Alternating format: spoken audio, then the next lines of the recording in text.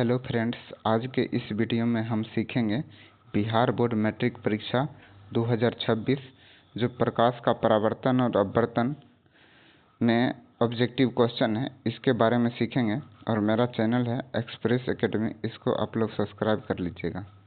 देखिए, पहला प्रश्न है, प्रश्न नंबर 1, प्रकाश के परावर्तन के कितने नियम होते हैं? तो बताइएगा बच्चों, प्रकाश के परावर्तन के कितने नियम होते हैं? तो प्रकाश के परावर्तन के आपने कहा 2 नियम होते हैं। अगला प्रश्न, प्रश्न नंबर 2 क्या कहता है?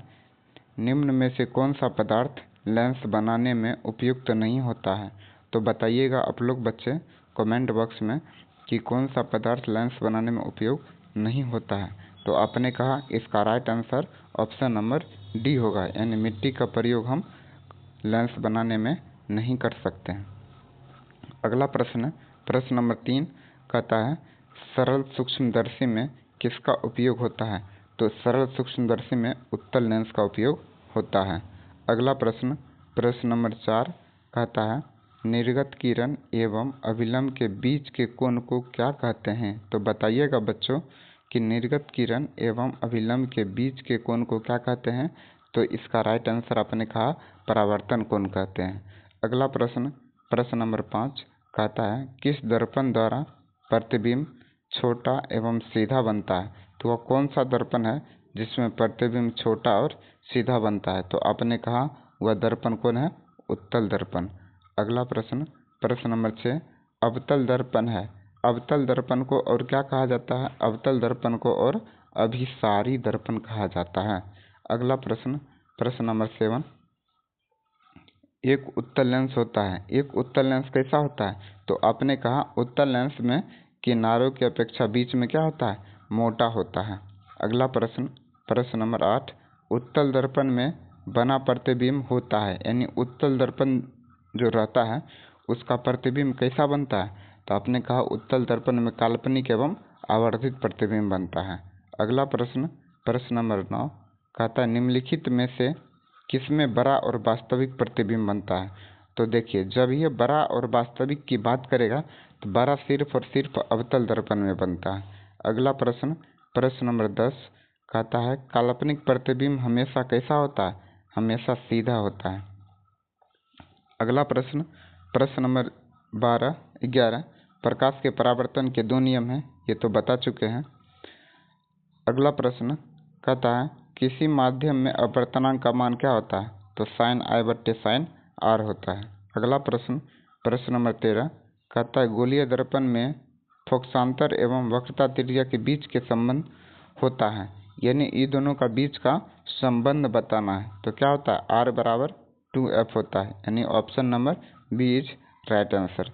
अगला प्रश्न, प्रश्न नंबर 14, सरल सूक्ष्मदर्शी में किस लेंस का उपयोग होता है? तो बताइएगा बच्चों, सरल सूक्ष्मदर्शी में किस लेंस का उपयोग होता है? तो आपने कहा उत्तल लेंस का उपयोग होता है। अगला प्रश्न, प्रश्न नंबर 15 कहता है, किस दर्पण में हमेशा आभासी और छोटा प्रतिबिंब बनता है? तो वह दर्पण कौन होगा? वह दर्पण कौन होगा? उत्तल दर्पण होगा। अगला प्रश्न, प्रश्न नंबर 16 कहता है, अवतल लेंस का आवर्धन m कितना होता है? तो अवतल लेंस का आवर्धन क्या होता है? m बराबर v/u होता है, यानी ऑप्शन नंबर ए।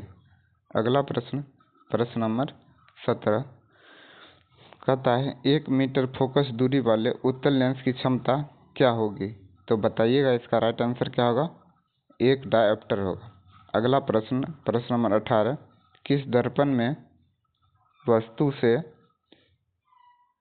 वस्तु और वास्तविक प्रतिबिंब बनता है? यानी किस दर्पण में वस्तु से बड़ा और वास्तविक प्रतिबिंब बनता है? तो आपने कहा वह दर्पण अवतल दर्पण है। अगला प्रश्न, प्रश्न नंबर 19 कहता है, अवतल दर्पण द्वारा काल्पनिक सीधा तथा आवर्धित प्रतिबिंब बनता है जब वह वस्तु कहाँ स्थित होता है? तो आपने कहा कि अवतल दर्पण में यह स्थिति कब उत्पन्न होता है? तो जब वस्तु ध्रुव और फोकस के बीच होती है। अगला प्रश्न, प्रश्न नंबर 20 कहता है, किस दर्पण द्वारा प्रतिबिंब सीधा एवं छोटा बनता है? तो वह कौन सा दर्पण है? उत्तल दर्पण। अगला प्रश्न, प्रश्न नंबर 21 क्या कहता है, एक अवतल दर्पण की फोकस दूरी 10 सेंटीमीटर है तो वक्रता त्रिज्या क्या होगा? हम बताए थे वक्रता त्रिज्या की दुगुनी होती है, यानी r बराबर यानी 10 दूनी 20 हो जाएगा, यानी ऑप्शन नंबर डी। अगला प्रश्न, प्रश्न नंबर 22 कहता है एक लेंस के दो वक्रता केंद्र होने का क्या कारण हो सकता है? लेंस की दो वक्र सतह होती है। अगला प्रश्न, प्रश्न नंबर 23 हजामत बनाने के लिए किस दर्पण का प्रयोग किया जाता है? तो हजामत बनाने के लिए इसमें हम अवतल दर्पण का प्रयोग करते हैं। अगला प्रश्न, प्रश्न नंबर 24 कहता है वक्रता त्रिज्या एवं फोकस दूरी के बीच के संबंध को क्या कहते हैं? तो बीच के संबंध को F बराबर R/2। अगला प्रश्न 25 कहता है दो वक्रीय पृष्ठों से घिरे ठोस माध्यम को क्या कहते हैं? तो इसका राइट आंसर हो जाएगा समतल दर्पण, गोलीय लेंस कहते हैं। इसका राइट आंसर क्या हो जाएगा? गोलीय लेंस कहते हैं। अगला प्रश्न, प्रश्न नंबर 26 लेंस की क्षमता क्या होती है? तो लेंस की क्षमता फोकस के व्युत्क्रम होती है, यानी फोकस दूरी के व्युत्क्रम होती है। अगला प्रश्न, प्रश्न नंबर 26 कहता है रोगियों की कान, गले आदि की जांच के लिए डॉक्टर किस दर्पण का उपयोग करता है? तो बताइएगा इसमें अवतल दर्पण का उपयोग होता है। अगला प्रश्न, प्रश्न नंबर 27 कहता है सोलर कुकर में प्रयोग किया जाता है कौन सा दर्पण? सोलर कुकर में कौन सा दर्पण प्रयोग करते हैं? तो सोलर कुकर में अवतल दर्पण का प्रयोग करते हैं। अगला प्रश्न, प्रश्न नंबर 28 कहता है उत्तल लेंस द्वारा काल्पनिक प्रतिबिंब बनता है जब वस्तु कहाँ पर होता है? जब वस्तु फोकसांतर से कम दूरी पर रहता है। अगला प्रश्न, प्रश्न नंबर 29 उत्तल लेंस में बना प्रतिबिंब कैसा होता है? तो आपने कहा उत्तल लेंस द्वारा बना प्रतिबिंब वास्तविक और उल्टा होता है। अगला प्रश्न 30 नंबर क्या कहता है कि किस दर्पण का यानी किस दर्पण की फोकस दूरी धनात्मक होती है? तो उत्तल दर्पण की फोकस दूरी धनात्मक होती है। अगला प्रश्न, प्रश्न नंबर 31 कहता है गोलीय दर्पण के ध्रुव और फोकस के बीच की दूरी को क्या कहते हैं? तो फोकसांतर कहते हैं। अगला प्रश्न, प्रश्न नंबर 32 कहता है काल्पनिक प्रतिबिंब हमेशा कैसा होता है?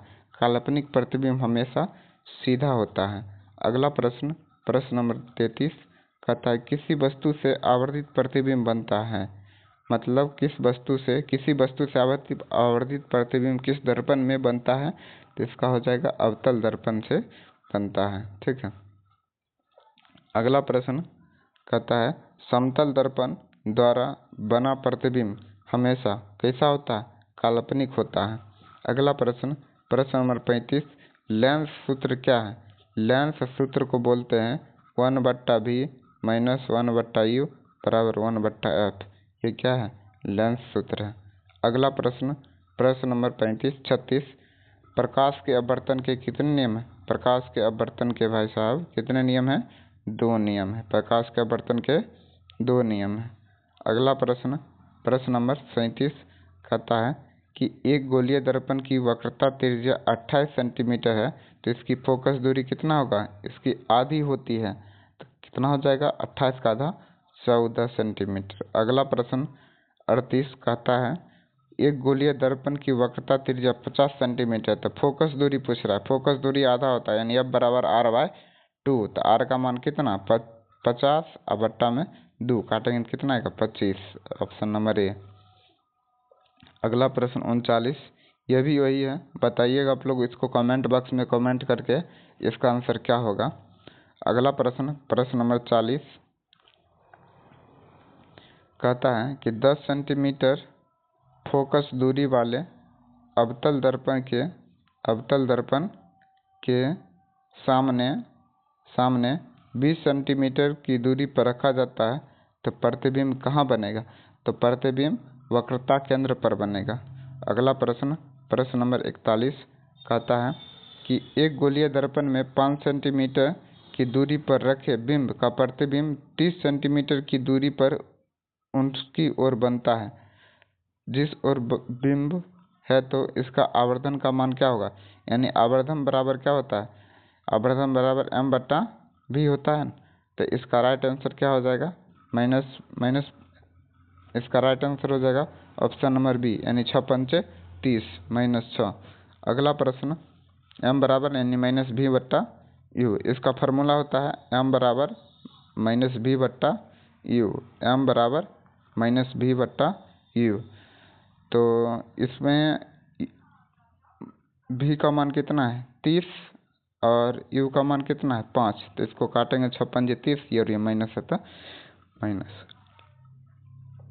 अगला प्रश्न, प्रश्न नंबर 42, प्रकाश तरंग का उदाहरण है। प्रकाश तरंग यानी विद्युत चुंबकीय तरंग एक प्रकाश तरंग का उदाहरण है। सॉरी, परावैंगनी तरंग एक प्रकाश तरंग का उदाहरण है।